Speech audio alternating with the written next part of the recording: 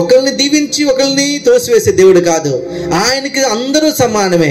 ఎవరైతే దేవుని సన్నిధికి దిగి వస్తున్నారో, ఎవరైతే దేవుని సన్నిధికి దీనత్వం కలిగి ఉంటున్నారో, వారు హృదయ పరివర్తన కలిగి ఉంటున్నారో, వారు దేవుని సన్నిధిలో వాక్యానికి లోబడుతున్నారో, వారందరిపై దేవుడు నీతిమంతులుగా మార్చి, వారిపై నీపై నిన్ను నీతిమంతురాలుగా మార్చి, నిన్ను నీతిమంతుడిగా మార్చి, నీపై దేవుని ఆశీర్వాదము, నీ కుటుంబంపై దేవుని దీవెన, నీపై దేవుని ఆశీర్వాదం రావాలని ప్రభు ఆశపడుతున్నాడండి. ఎక్కడ ధనవంతుడో తెలుసండి?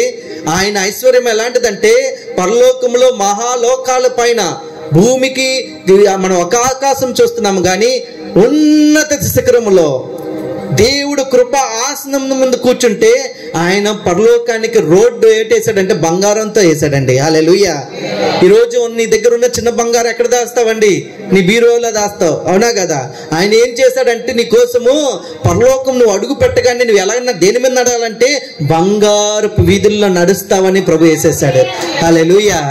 ఆయన ఐశ్వర్యవంతుడై ఉండి దీనుడై ఈ యొక్క తన సింహాసనం వదిలిపెట్టి ఈ లోకానికి దీనుడై వచ్చాడండి.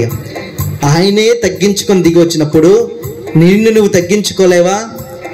నిన్ను నువ్వు కొన్ని విషయాల్లో తగ్గించుకోలేవా? నీ కోపాన్ని తగ్గించుకోలేవా?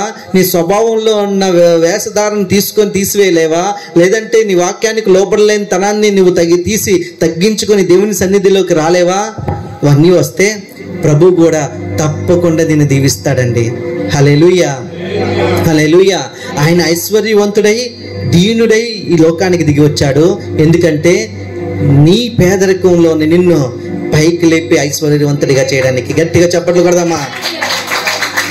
దరిద్రతలో ఉన్న నిన్ను, పేదరికంలో ఉన్న నిన్ను, శాపంతో ఉన్న నిన్ను, పాపంతో ఉన్న నిన్ను, పడిపోయిన నిన్ను, ఆ పాప ఊబిలో ఉన్న నిన్ను పట్టుకొని పరలోకం మహిమెక్కించాలని, ఉన్నత శిఖరాల్లోకి తనతో ఈక్వల్ గా చేయాలని ఆయన దీనుడే దిగి వచ్చాడండి నిన్ను పైకి లేవనెత్తడానికి.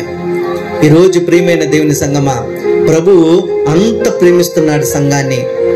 ఈ సంఘాన్ని నిన్నెంత ప్రేమించి ప్రాణం పెట్టిన దేవుడు నీకున్న చిన్న చిన్న అవస్థలైనా, నీకున్న చిన్న చిన్న రోగాలైనా, నీకున్న సమస్త ఏదైనా ఆయనలో ఉన్న శక్తి ద్వారా, ఆయనలో ఉన్న నామంలో ఉన్న శక్తి ద్వారా నీకు సమస్తము విడిపించగలడండి. హల్లెలూయా. ఈరోజు మనమంతండి, మన బ్రతికంతా, మన జీవితం అంతా, మన దినాలెన్ని చాలా కొద్దిగా.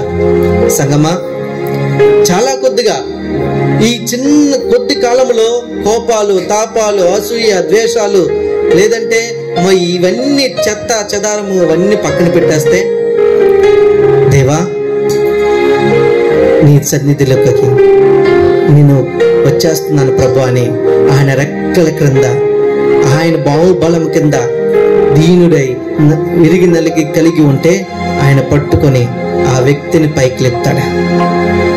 ఈరోజు నీ జీవితాన్ని, ఈ సంఘాన్ని ప్రభు అదే విధంగా లేపబోతున్నాడండి, లేపబోతూ ఉన్నాడు.